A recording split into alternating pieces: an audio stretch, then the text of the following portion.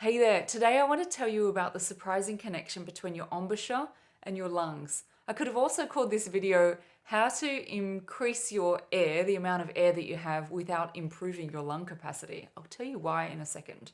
I don't know about you, but many of my students think that they need to improve their lung capacity because they're always feeling out of breath, or they're always running out of air too soon, or they can't get through a phrase that they want to get through. But in actual fact, it's never about their lungs. My name is Jane Kavanagh, and my flute school is about teaching people how to make tiny little changes to their playing that make a huge difference to how good they sound. A lot of that is about making surprising connections, like what I'm about to tell you, between embouchure and lungs, that make understanding things so much easier and make playing so much better. So the most common reason people run out of air when they play the flute, or they feel like they're out of breath all the time or not getting through long phrases, I can sum this up in 2 words: wasted air. When I learned that I was wasting air, I literally doubled the length of phrases that I could get through overnight. Not even overnight, it was like in the same lesson. It's such a simple concept that it'll knock your socks off. So let's drill down. There is only one place that you can waste air from when you play the flute, and that is here, your embouchure. And there is only one way that you can waste air from your embouchure hole, and that is if the hole is too big.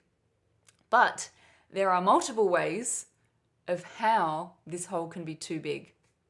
Here are some examples. Let me first play a few notes so that you know that I can actually play the flute, because I'm going to give you all these examples of how it sounds bad, but I can actually play.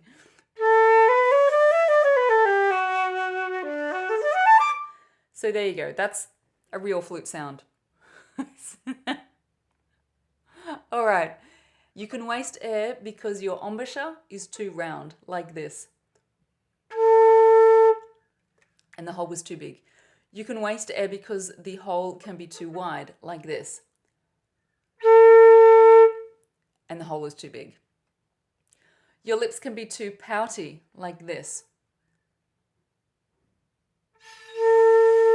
And you will waste air.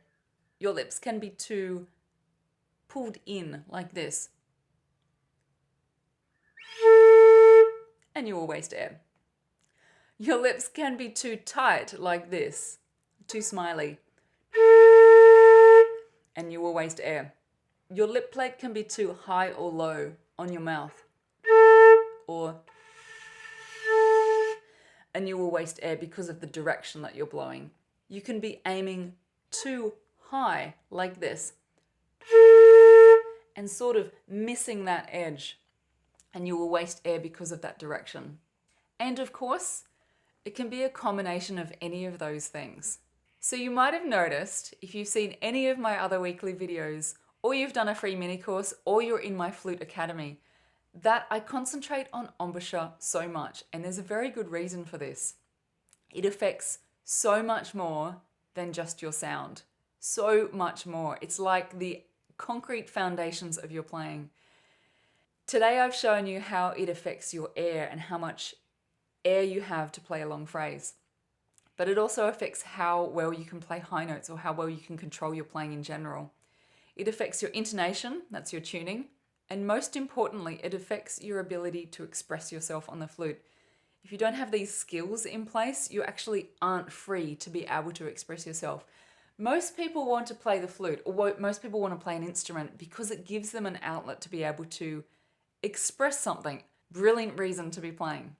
And I love teaching you these connections like today between embouchure and lungs, because it makes you understand how things are connected, and that when you make a simple change or a small change to something, it actually impacts your playing more than you ever thought possible if you make the right little change. If this is how you like to learn, then come and check out my Flute Academy, which is about to open for enrollments. www.flute.school/academy. Come and see what you'll learn and if it's right for you. And in the meantime, today you've learnt that increasing your air is about not wasting the air that you've got. It's these simple skills that I love teaching because it stops people going down the wrong path. For example, trying to increase their lung capacity when it's actually nothing to do with their lungs. So, see you next week.